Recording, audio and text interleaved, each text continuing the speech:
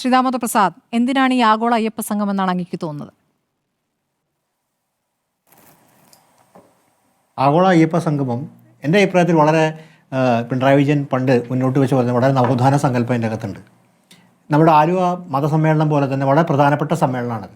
കാരണം കേരളത്തിൽ സുപ്രീം കോടതി വിധിക്ക് ശേഷം കഴിഞ്ഞ 6 വർഷമായിട്ട് പ്രത്യേകിച്ച് കാര്യം നടന്നിട്ടില്ല. ഈ ആഗോള അയ്യപ്പ സംഗമം വേദിയാണ്, ഒരു സംവാദ വേദിയാണ്.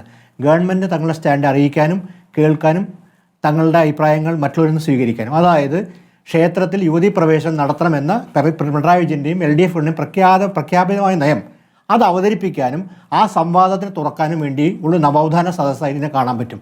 സംഗമം ഈ ആഗോള നിക്ഷേപ സംഗമം പോലെ മാത്രമല്ല, ഈ സംഗമവേദി നവോത്ഥാന വേദിയാക്കി മാറ്റാൻ പിണറായി വിജയന് സാധിക്കും. പിണറായി വിജയൻ NSSനോടും SNDPയോടും ഹിന്ദു സംഘടനകളോടും മറ്റ് അയ്യപ്പ ഭക്തന്മാരോടും പറയാം, യുവതീ പ്രവേശനം വേണം, കാര്യം ഞാൻ നിലപാടെടുത്തിരിക്കുകയാണ്. നിങ്ങളൊരു കാര്യം ആലോചിക്കണം, NSSന് എന്ത് അഷുറൻസാണ് കൊടുത്ത ഈ മന്ത്രി നമുക്കറിയില്ല. കാരണം കുറച്ച് നാൾ മുമ്പ് ഏതാണ്ട് കഴിഞ്ഞ വർഷമുണ്ട് NSSൻ്റെ സുപ്രീം കോടതി വക്കീൽ അഡ്വക്കേറ്റ് പരാശരൻ്റെ നവതി ആഘോഷം പെരുന്നയിൽ വെച്ച് നടന്നത്. പത്രത്തിൽ നിങ്ങൾ വായിച്ചു കാണും. നിങ്ങൾക്ക് അറിയാവുന്ന പോലെ അഡ്വക്കേറ്റ് പരാശരനാണ് NSSന് വേണ്ടി ഈ സുപ്രീം കോടതി വിധിക്ക് ശേഷം, അതായത് ഇന്ദു മൽഹോത്ര ഡിസൻ ജഡ്ജ്മെൻറ്റിന് ശേഷം വന്ന വിധിക്കെതിരെ അഡ്വക്കേറ്റ് പരാശരനാണ് സുപ്രീം കോടതിയിൽ NSSന് പ്രതിദാനം ചെയ്യുന്നത്. ആ കേസ് പിന്നീട് ചീഫ് ജസ്റ്റിസ് രഞ്ജൻ ഗൊഗോയ് കേട്ട സമയത്ത് കേരളത്തിൻ്റെ അവിടുത്തെ പ്രതിനിധി ജഡ്ജി വക്കീലിൻ്റെ പേര് ഓർക്കുന്നില്ല, NSSനെ എതിർത്തിരുന്നു. ഇത് വീണ്ടും ഹിയർ ചെയ്യേണ്ട എന്നുള്ളതും ഓപ്പൺ കോർട്ടിൽ ഹിയർ ചെയ്യേണ്ട എന്നായിരുന്നു NSSൻ്റെ വക്കീലിനെതിരെ CPM എടുത്ത മറ്റേ ദേവസ്വം ബോർഡ് എടുത്ത സ്റ്റാൻഡ്, കേരള ഗവൺമെൻറ് സ്റ്റാൻഡ്. അതിനുശേഷം എന്തുണ്ടായി?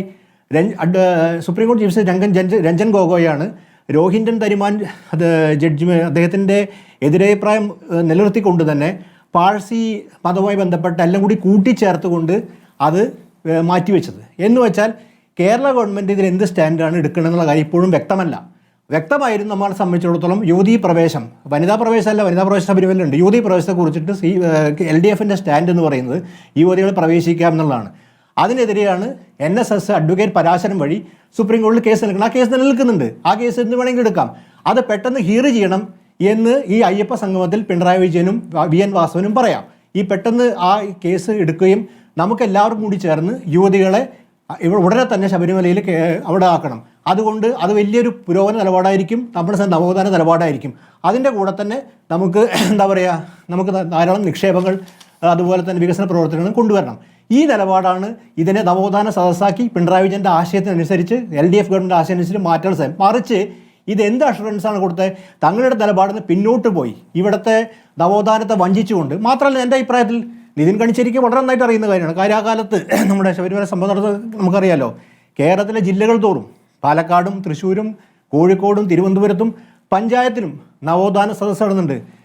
വളരെ പ്രമുഖരായിട്ടുള്ള ഇടതുപക്ഷ ബുദ്ധിജീവികൾ, ഈ നമ്മുടെ കഥാപ്രാസംഗികർ, ഇവർ പല ആൾക്കാരും നവോത്ഥാനത്തെക്കുറിച്ച് ഒട്ടടി കഥാപ്രസംഗങ്ങൾ തുടർച്ചയായി നടത്തി നമുക്കറിയാം. പല വീഡിയോകളും നമുക്ക് അവൈലബിൾ ആണ്.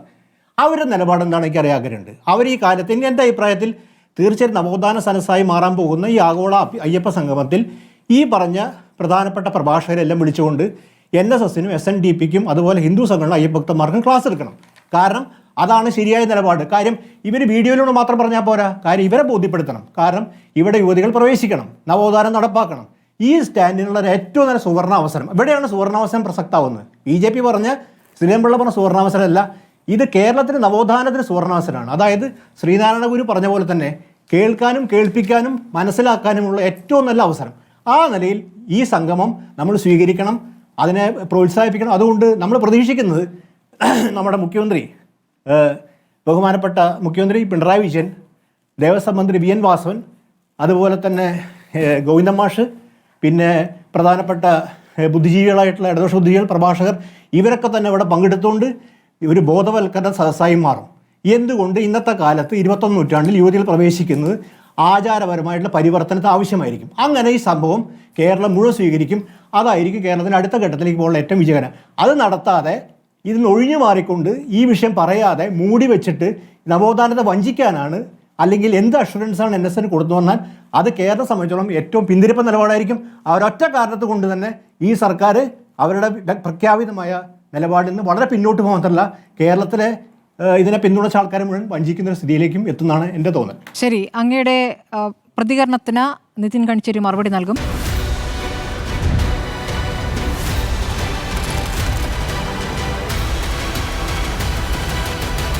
Debate with Smriti Parathikkad.